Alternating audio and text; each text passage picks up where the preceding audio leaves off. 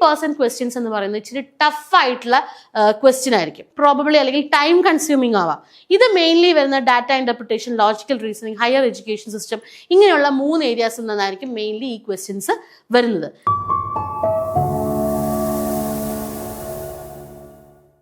Hi friends, welcome to competitive cracker. ഞാൻ ശ്രീകല. നമ്മളുടെ net exam June 22 മുതൽ സ്റ്റാർട്ട് ചെയ്യുകയാണ്. അപ്പോൾ എപ്പോഴും എക്സാം കഴിയുമ്പോൾ കാൻഡിഡേറ്റ്സ് പറയുന്നൊരു കാര്യമുണ്ട്, എന്താ 1 മാർക്കിന് JRF പോയി, അയ്യോ നിസ്സാര മാർക്കിന് പോയി എന്നൊക്കെ. എന്തുകൊണ്ടാണ് അങ്ങനെ സംഭവിക്കുന്നത്? കൃത്യമായിട്ട് JRFന്റെ മാർക്കിനെ കുറിച്ച് നമുക്കൊരു പ്രീ കാൽക്കുലേഷൻ ഇല്ലാത്തത് കൊണ്ടാണോ? നമുക്ക് നോക്കാം. നിങ്ങൾ എത്ര മാർക്കാണ് JRF വേണം, അല്ലെങ്കിൽ നിങ്ങൾ നിങ്ങളുടെ സബ്ജക്റ്റിൽ എത്ര മാർക്കാണ് എയിം ചെയ്യുന്നത്? നമുക്കൊന്ന് ചെക്ക് ചെയ്താലോ.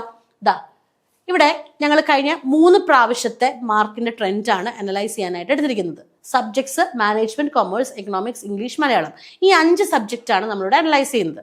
ഇനി നമുക്ക് നോക്കാം. ഇപ്പം മാനേജ്മെന്റ് എടുക്കുകയാണെന്നുണ്ടെങ്കിൽ ഹയസ്റ്റ് വന്നിരിക്കുന്നത് 220യും ലോവസ്റ്റ് വന്നിരിക്കുന്നത് 214നുമാണ്. സോ നമുക്ക് 220 പ്ലസ് തന്നെ പിടിക്കാം. 220 പ്ലസ് തന്നെ നമുക്ക് എന്ത് പിടിക്കാം?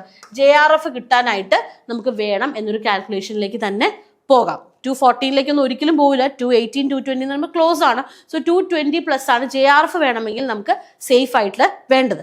കൊമേഴ്സിലേക്ക് പോകുമ്പോൾ 218 വരുന്നുണ്ട്, 224 വരുന്നുണ്ട്. സോ ഡെഫിനറ്റ്ലി നമുക്ക് 224 അല്ലെങ്കിൽ 224 പ്ലസ് എന്നുള്ളത് തന്നെ നമുക്ക് സേഫ് ആയിട്ട് എടുക്കാം.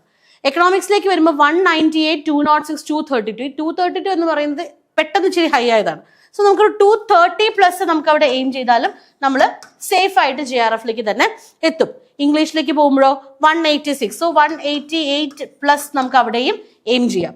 മലയാളം 200, 194, 194, 200ൽ തന്നെ നമുക്ക് സ്റ്റിക്ക് ഓൺ ചെയ്യാം. സോ ഇതായിരിക്കണം നമ്മളുടെ JRF നമുക്ക് സെറ്റ് ചെയ്യേണ്ട കട്ട് ഓഫ്. ഈ ഒരു പ്രീ കാൽക്കുലേഷൻ ഇല്ലാത്തത് കൊണ്ട് മാത്രമാണ് പലപ്പോഴും നമുക്ക് നിസ്സാര മാർക്കിന് നമ്മളുടെ എന്ത് നഷ്ടപ്പെട്ടു പോകുന്നത്? നമ്മുടെ JRF നഷ്ടപ്പെട്ടു പോകുന്നത്. ഇനി ഈ JRFലേക്ക് എത്തണമെങ്കിൽ എന്തായിരിക്കണം നമ്മുടെ സ്റ്റഡി സ്ട്രാറ്റജി? അതാണ് നമ്മൾ അടുത്തതായിട്ട് ചിന്തിക്കേണ്ടത്. നമുക്ക് നോക്കാം. ഇപ്പം നെറ്റിന്റെ എക്സാമിന്റെ ക്വസ്റ്റ്യൻസ് എടുക്കുകയാണെന്നുണ്ടെങ്കിൽ, പൊതുവെ ഏതൊരു എക്സാമിന്റെ ക്വസ്റ്റ്യൻസ് എടുക്കുകയാണെന്നുണ്ടെങ്കിലും നമുക്കറിയാം ഒരു 50% കൺഫ്യൂസിങ് ടോപ്പിക്സ് അവിടെ വരാറുണ്ട്. സേ ഫോർ എക്സാമ്പിൾ, അത് പ്രധാനമായിട്ടും വരുന്നത് ഏത് ടോപ്പിക്സിൽ നിന്ന് തന്നെയാണ്? Mathematical reasoning, teaching aptitude, research aptitude എന്നിങ്ങനെയുള്ള 3 ഭാഗത്തു നിന്നായിരിക്കും 50% കൺഫ്യൂസിങ് ക്വസ്റ്റ്യൻസ് എന്ന് പറയുന്നത്. 100 ക്വസ്റ്റ്യൻസിൽ 50% കൺഫ്യൂസിങ് ക്വസ്റ്റ്യൻസ് ആയിരിക്കും. ഈ കൺഫ്യൂസിങ് ക്വസ്റ്റ്യൻസിൽ നിന്നും പ്രധാനമായിട്ടും വരുന്നത് ഈ 3 ടോപ്പിക്കിൽ നിന്നും ആയിരിക്കും. ഇനി അടുത്തത് നോക്കുവാണെങ്കിലോ 30% ഈസി ക്വസ്റ്റ്യൻസ് ആണ്. ഓഫ്കോഴ്സ് അത് ICT നമുക്ക് പ്രതീക്ഷിക്കാം. People and environment, reading comprehension, അല്ലെ, റീഡിംഗ് കോംപ്രിഹെൻഷൻ, കമ്മ്യൂണിക്കേഷൻ, ഇത് 4 നമ്മുടെ ആ 30% ഈസി ക്വസ്റ്റ്യൻസ് എന്ന് പറയുന്നത്. അതായത് ഈ 30% ഒരു കാരണവശാലും നമ്മൾ കളയരുത്. എന്തെല്ലാം വന്നാലും നമ്മൾ കളയരുത്. ഇത് നമ്മൾ ഗ്രിപ്പ് വേണം. നമുക്ക് പ്രധാനമായിട്ടും കോംപ്രിഹെൻഷൻ ഒക്കെ നമുക്ക് എന്തിൽ വേണം? ടൈമിൽ ചെയ്യാൻ പറ്റണം. അല്ലാതെ ഇഷ്ടംപോലെ സമയമെടുത്ത് എനിക്ക് ചെയ്യാം, പക്ഷെ അപ്പോൾ ഞാൻ കോംപ്രമൈസ് ചെയ്യുന്ന മറ്റു പല ഏരിയാസും ആയിരിക്കും. സോ ICT ആയാലും, റീഡിംഗ് കോംപ്രിഹെൻഷൻ ആയാലും, പീപ്പിൾ ആൻഡ് എൻവയോൺമെന്റ് ആയാലും, കമ്മ്യൂണിക്കേഷൻ ആയാലും, ഈ 30% ഈസി ക്വസ്റ്റ്യൻസ് ഒരു കാരണവശാലും നമ്മൾ എന്ത് ചെയ്യരുത്? മിസ് ചെയ്യരുത്. ഇനി അടുത്തത് നമ്മൾ നോക്കുകയാണെന്നുണ്ടെങ്കിൽ 20% ക്വസ്റ്റ്യൻസ് എന്ന് പറയുന്നത് ഇച്ചിരി ടഫ് ആയിട്ടുള്ള ക്വസ്റ്റ്യൻ ആയിരിക്കും, അല്ലെ, ടഫ് ആയിട്ടുള്ളൊരു ക്വസ്റ്റ്യൻ ആയിരിക്കും, പ്രോബബ്ലി അല്ലെങ്കിൽ ടൈം കൺസ്യൂമിങ് ആവാം. ഇത് മെയിൻലി വരുന്ന data interpretation, logical reasoning, higher education system, ഇങ്ങനെയുള്ള 3 ഏരിയാസിൽ നിന്നായിരിക്കും മെയിൻലി ഈ ക്വസ്റ്റ്യൻസ് വരുന്നത്. സോ ഈ 20% ക്വസ്റ്റ്യൻസിനെ ആണോ നമ്മളിവിടെ ഫോക്കസ് ചെയ്യേണ്ടത്? ഇത് വിട്ടുകളയണം എന്നല്ല ഞാൻ പറയുന്നത്. തീർച്ചയായിട്ടും ഇതിൻ്റെതായിട്ടുള്ള പ്രാധാന്യം കൊടുത്ത് പഠിക്കുക തന്നെ വേണം. പക്ഷെ ഇതിനേക്കാൾ ഉപരി നമ്മൾ ഒരു കാരണവശാലും വിട്ടുകളയാൻ പാടില്ലാത്തത് ഈ പറയുന്ന 50% തന്നെയാണ്, അല്ലെ. 30% നമുക്ക് ഓൾറെഡി നമ്മൾ 30%ൽ ആ ഒരു ഈസി ക്വസ്റ്റ്യൻസ് നമ്മൾ ഷുവർ ഷോർട്ടായിട്ട് ഫോക്കസ് ചെയ്യണം. പിന്നെ ഈ 50% ആയിരിക്കണം നമ്മുടെ സെക്കൻഡ് ടയറിൽ നമ്മൾ കൊടുക്കേണ്ട പ്രാധാന്യം. ആൻഡ് ഫൈനലി ലാസ്റ്റ് മാത്രമായിരിക്കണം നമ്മൾ ആ 20% ടഫ് ക്വസ്റ്റ്യൻസ് അല്ലെങ്കിൽ റെയർ ക്വസ്റ്റ്യൻസ് എന്ന് പറയുന്ന ഏരിയാസ്. അതായത് ഡാറ്റ ഇന്റർപ്രിട്ടേഷനിലെ എല്ലാ ക്വസ്റ്റ്യനും ടഫ് ആവണം എന്നില്ല. ടഫ് ആയിട്ടുള്ള ക്വസ്റ്റ്യൻസ് വരാവുന്ന ഏരിയാസ് ആണ് നമ്മളിവിടെ ഐഡന്റിഫൈ ചെയ്തിരിക്കുന്നത്. സോ ഇതാണ് നമ്മുടെ 50-30-20 പ്ലാൻ എന്ന് പറയുന്നത്. ഇവിടെ നമ്മൾ ഫോക്കസ് ചെയ്യേണ്ടത് 30% പ്ലസ് 50%ൽ തന്നെയാണ്, ഈ 20%ൽ അല്ല. അതിൻ്റെ പുറകെ നമ്മൾ പോവരുതെന്ന് പറഞ്ഞാൽ വിട്ട് കളയണമെന്നല്ല, പഠിക്കുക, ബേസിക്കായിട്ട് അതിലേക്ക് വേണ്ട കാര്യങ്ങൾ പഠിക്കുക. ബട്ട് സ്റ്റിൽ നമ്മുടെ 50%-ഉം 30%-ഉം സേഫ് ആയിട്ട് വെക്കുക. എങ്കിൽ നമുക്ക് ഓട്ടോമാറ്റിക്കലി നമ്മുടെ JRF എന്ന് പറയുന്ന ഈ ഒരു സ്വപ്നത്തിലേക്ക് എത്താൻ സാധിക്കും. സോ അസിസ്റ്റന്റ് പ്രൊഫസർഷിപ്പ് നോട്ടിഫിക്കേഷൻ വരുന്നതിന് മുമ്പുള്ള ലാസ്റ്റ് നെറ്റ് എക്സാം ആണ് ഈ നടക്കാൻ പോകുന്നത്. എല്ലാവർക്കും അറിയായിരിക്കും അല്ലേ?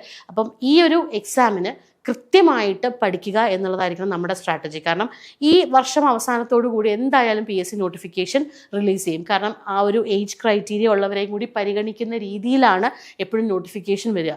അങ്ങനെ നോക്കുകയാണെന്നുണ്ടെങ്കിൽ ഡിസംബറിന് മുൻപ് നമുക്ക് നോട്ടിഫിക്കേഷൻ എക്സ്പെക്ട് ചെയ്യാവുന്നതാണ്. ഓൾമോസ്റ്റ് എല്ലാ റാങ്ക് ലിസ്റ്റുകളും എക്സോസ്റ്റഡ് അല്ലെങ്കിൽ ടു ബി ഹാസ് എക്സോസ്റ്റഡ് എന്ന സ്റ്റേജിലേക്ക് എത്തിയിരിക്കുകയാണ്. അതുകൊണ്ട് തന്നെ ഡെഫിനറ്റ് ആയിട്ട് ഈ വർഷം നമുക്ക് അസിസ്റ്റന്റ് പ്രൊഫസർഷിപ്പിന്റെ നോട്ടിഫിക്കേഷൻ പ്രതീക്ഷിക്കാം. സോ നെറ്റ് ക്വാളിഫൈ ചെയ്യുക എന്ന് പറയുന്നത് വളരെ അത്യാവശ്യമായിട്ടുള്ളൊരു കാര്യമാണ്. എങ്ങനെ ക്വാളിഫൈ ചെയ്യാം? ഇത്ര ദിവസമല്ലേ ഉള്ളൂ. കുറേ നാളായി നമ്മൾ നെറ്റ് എക്സാമിന് പഠിക്കുന്നു. ശരിയാണ്, കുറേ നാളായി നമ്മൾ നെറ്റ് എക്സാമിന് പഠിക്കുന്നു. പക്ഷേ ഈ പറയുന്ന പഠനത്തിനെ നമുക്കൊന്ന് സോർട്ട് ഔട്ട് ചെയ്യാം. ഇനിയുള്ള സമയം പുതിയ കാര്യങ്ങൾ പഠിക്കുക എന്നുള്ളതിനേക്കാൾ ഉപരി PYQs നോക്കുക, അതോടൊപ്പം തന്നെ നമ്മൾ പഠിച്ച കാര്യങ്ങളെ കൃത്യമായിട്ടൊന്ന് സോർട്ട് ഔട്ട് ചെയ്യുക. ഇങ്ങനെയുള്ള കാര്യങ്ങളായിരിക്കണം നമ്മൾ ഫോളോ ചെയ്യേണ്ടത്, അല്ലേ? സോ ഈ ഒരു സ്ട്രാറ്റജി കംപ്ലീറ്റ്ലി ഉൾക്കൊള്ളിച്ചു കൊണ്ടിട്ടുള്ള നമ്മുടെ 30-day ക്രാഷ് പ്രോഗ്രാം ഓൺഗോയിങ് ആയിട്ട് നടന്നുകൊണ്ടിരിക്കുകയാണ്. അതോടൊപ്പം തന്നെ എക്സ്ക്ലൂസീവ് ആയിട്ടുള്ള ബൂസ്റ്റർ സെഷൻസും റാപ്പിഡ് റിവിഷനുമായിട്ടുള്ള ബൂസ്റ്റർ സെഷൻസ് നമ്മൾ June 5th സ്റ്റാർട്ട് ചെയ്യുകയാണ്. ഈ സെഷന്റെ പ്രത്യേകത എന്ന് പറയുന്നത് ക്വസ്റ്റ്യൻസ് മാത്രമായിരിക്കും നിങ്ങളിലേക്ക് എത്തുന്നത്. ക്വസ്റ്റ്യൻസിലൂടെ ആയിരിക്കും നമ്മൾ ഈ ഒരു 50-30-20 പ്ലാൻ നിങ്ങളിലേക്ക് എത്തിക്കുന്നത്. So more questions, more model exams എന്ന ഈ ഒരു സ്ട്രാറ്റജിയിൽ നമുക്ക് കൃത്യമായിട്ട് ഫോളോ ചെയ്യാം.